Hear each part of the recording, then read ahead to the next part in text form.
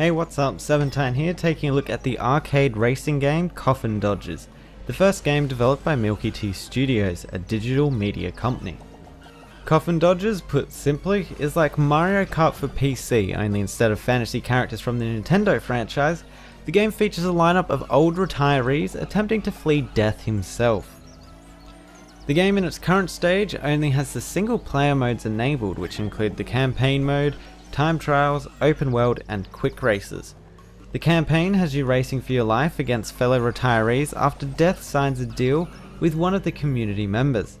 The format of the races has the last place contenders taken out of the race by death and replaced by their zombified version so as to have a full race lineup. If anything, the difficulty of the races in this mode are fairly easy, and it can sometimes make it more fun to not purchase the performance modifications for your car, especially if you're achieving first or second place continuously, as you eventually get to an overpowered state and just be purely faster than everyone else. The racetracks take some elements from Mario Kart, with speed boosts found on the ground and combat pickups found inside of floating squares scattered around the course. Obstacles come in the form of parked cars on the side of the road, as well as cars driving down the middle of the road. If you hit one of these, or even a wall for that matter, at a decent speed, you'll get knocked off your scooter, similar to being knocked off by an enemy combat pickup. The setting of these racetracks is a bit dull, however, maintaining the constant theme of retirement villages, or really just suburban streets. The different tracks available all seem to blend in together, making it hard to pick out your favourite, and most maps void of any main feature or gimmick that is seen in the Mario Kart series. The game does touch on a new setting very briefly later on in its campaign, where you are teleported to what I can only imagine is hell, and that map instantly feels unique, even though the track section is just a left turn. I would have rather the whole map be centered on the hell theme instead of jumping straight back into the same old suburban village.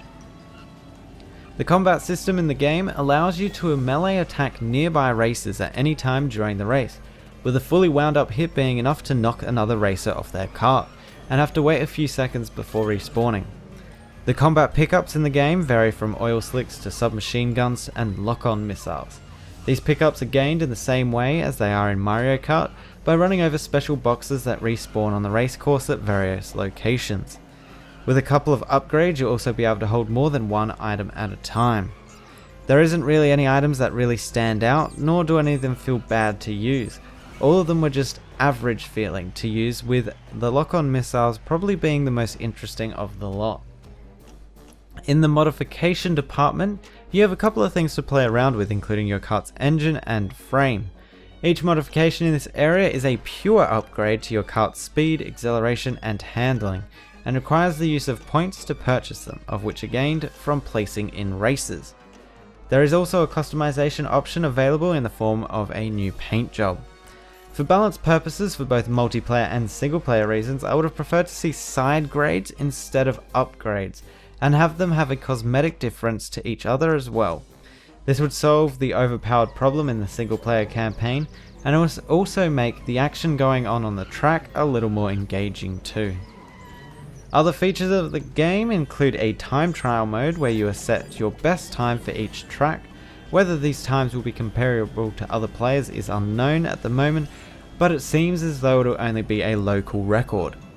Open world mode is also available, which allows you to just freely drive around the whole retirement village, the purpose of which I'm not entirely sure of. Other than that though, the game also provides a local multiplayer, so you can race family and friends in the same room. Altogether, Coffin Dodgers is an average attempt at bringing the fantastic Mario Kart format to PC. While the mechanics of the game may work fine, it's the aesthetic of the retirement village that really struggles against the numerous fantasy worlds incorporated into Mario Kart. The racetracks don't help either, being based in the one village and having nothing distinctive to separate one track from the next. I kinda wish that Milky Studios went a little bit crazy with the game's design, especially with the characters, tracks and combat abilities.